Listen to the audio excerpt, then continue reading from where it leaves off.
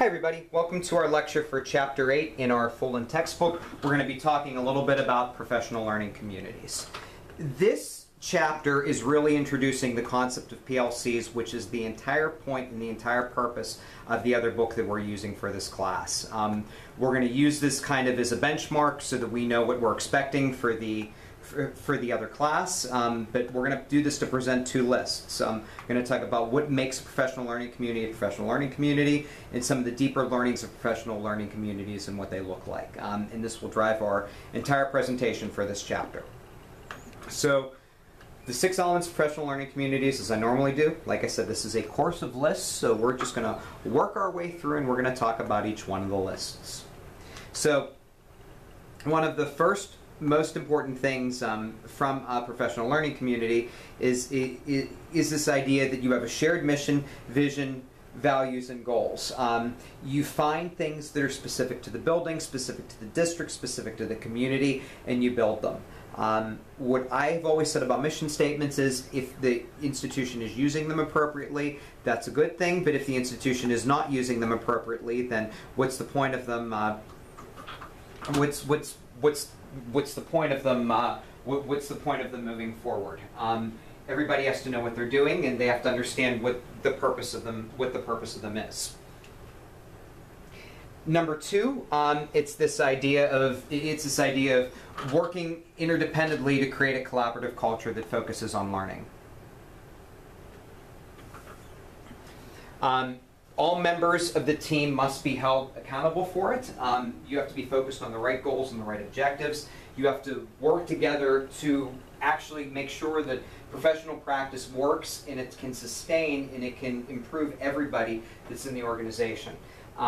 If a professional learning community is to work, people have to know what the goals and objectives are of that learning community, and if they don't, then that's something that's something that we have to consider. When we're in a professional learning community, you should be talking together and learning terminology and talking about what makes teaching better, how students are doing, what students are capable of doing. You have to find a way to have this shared knowledge where they can be addressed through professional learning community team meetings. If you can do this, that would be a good idea, and it can certainly help and it can increase the capabilities. In order for a professional learning community to actually work and to actually sustain, you have to have actions. People have to try things out, and they have to be willing to share if it works and if it doesn't work. The conversation has to be geared towards a specific topic and a specific goal that means that learning is happening and it's working for all aspects of the organization. It is imperative that you gather evidence of current levels of student learning. You have to make sure that all team members are involved, they know what's going on, they know what's expected, and they have to be comfortable sharing it. When we had this class face-to-face, the thing that I always ask, I say, are you comfortable sharing your assessment results with other teachers? Most of the people that are in a face-to-face class and are in a doc program are going to say, yeah, of course I am, but how do you get the teacher that knows that their students are doing bad and they don't want to admit it to be open and share it? So try to understand that that's going to be difficult to do when you're in an education program, when you're trying to create and sustain this professional learning community idea. At the end of the day, everything matters on results. And I know that some people don't want to hear that, but this shouldn't be forgotten. Everything has to be tangible, and it should be focused on actual things that worked and not these good, happy, beautiful intentions. You have to find a way to measure success and use the results to improve continuous practice. So here are the core concepts and deeper learnings of professional learning communities. We're going to talk about each one of these, and this is kind of the whole premise that we're going to be talking about in the DeFore book. So professional learning communities have to be part of the culture, have to be part of the culture of the district. The faculty needs to recognize that professional learning communities are. It's not something that they're doing, they are, they exist. Everything that they do is discussed about, it's openly shared. If a new teacher comes in, they're just automatically integrated and assimilated into the model. It takes patience, passion, and persistence in order for this to occur in most schools.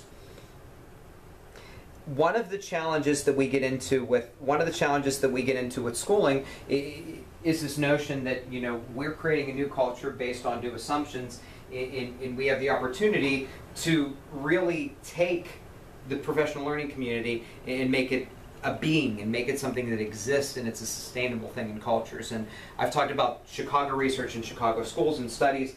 That's certainly something that needs to be considered. But if the district uses professional learning communities and fits the PLC format model to their district, not fitting the district to the PLC product, that can be a challenge as well. So you have to make sure that it equals what the district is doing, what the district hopes to accomplish.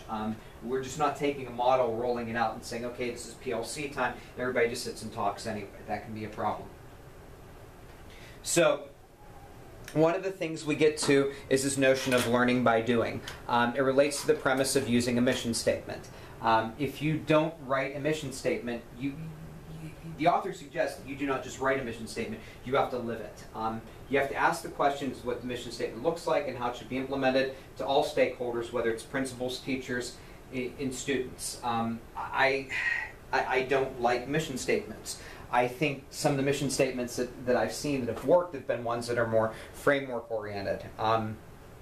There are things that are, there are things that can actually build, and there are things that can actually sustain within the organization.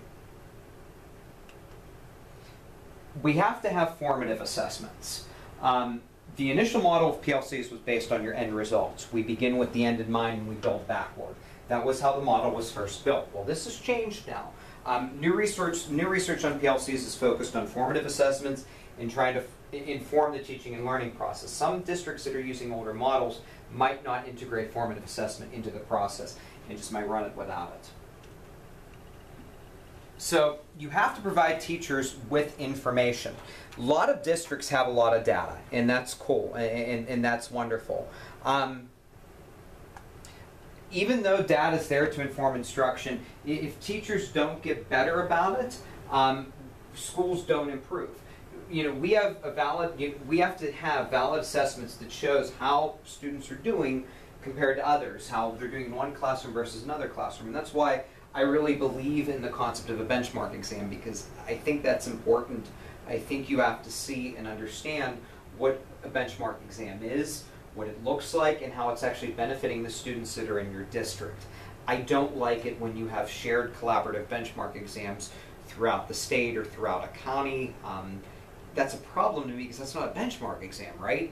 Benchmark exam, if you're designing it truly and you're doing it as a part of your professional learning community, it's providing information that's going to inform the data practice that you're going to see otherwise at other locations. So the authors say you provide interventions when techniques don't work, but a critique and a criticism, which I think it's important that we do, they don't say what those interventions look like. My argument that I always use as an example for this is the fact that I think students get annoyed when they're proficient or when they're advanced and they're not getting the attention that they need. It happens at the middle school and high school level more than anything else, but no offense, if you're a high school teacher and you cannot engage your best and brightest, you're probably not working at a good high school.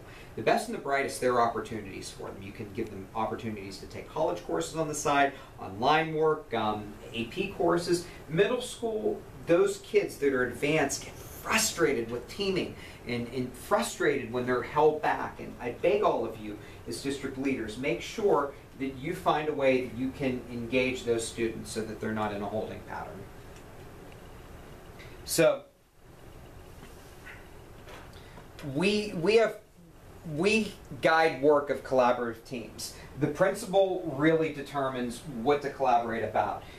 You have a rotating, fast-moving principal that runs around and goes to all these different conference rooms and areas and checks in all the teachers to see what they do.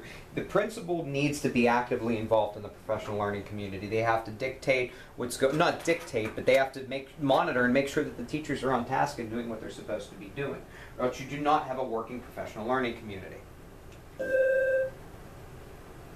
So one of the things that you have to consider is the importance of widespread leadership in the role of central office. I have no idea why they were beeped on me. But the authors just say central office has to be involved. I think central office needs to really engage the principal and send them to training models related to what a professional learning community looks like. Use resources, give them opportunities, give them the chance to manage the process properly. If the central office empowers a principal, that can be a good thing, but you need to make sure that the principal has control over their own learning environment. It's not a learning community if the principal can't make decisions and can't choose what it looks like. So, for the classroom to be a learning community, students have to take ownership over their own learning. If the teacher structures so the students have choice, this happens. If they don't, it doesn't work. If you do something little, like give students a chance to vote on what book they're going to read, or what project they're going to do, or when they're going to do their stretch activity, before lunch or after lunch, or we're going to have science today before or after lunch, or beginning at the end of the day. It's something little, but it gives students ownership, and it makes it feel like their voice and their input matters. And I think having teachers do this really enforces this professional learning community concept. Chapter 2 of Do 4 is going to talk about common language, and when we get into that, this is what you're going to see. All PLC participants understand what the language means, what it represents, that there's consistent terminology across the models. We're presenting to parents and we're presenting to stakeholders that we are a professional learning community. If we do that, we have to show what that looks like and what that means. You have to make sure that any reform that's contemporary is being tied into the professional learning community. If your state says we have to do Common Core, it has to be integrated into the PLC. Reforms are going to come from the state level, from federal, from local level, from the county level. A good principal will integrate them whether they agree with them or not and make sure that they're part of the professional learning community model. That is a big idea. Stories are important. You have to make sure you have to make sure that professional learning communities exist, and you get a chance to tell stories. You as teachers should be able to share and be comfortable describing when something works and doesn't work, and you should use it as an opportunity to build confidence in community. I think that's important, and I think it's a big idea. So that's it. This chapter transitions into the work that we're going to be doing with professional learning communities. That's our next week. We're not going to talk about Fullan for a while, but when we do, we'll talk about instructional coaching. That's our next step, which I think is pretty cool, because we have some people that are interested in that in this class, and people that are doing it. So that's awesome. So let me know if there's anything I can do to help. Always want to help you guys, and I want to make sure you have a good experience. So thank you very much.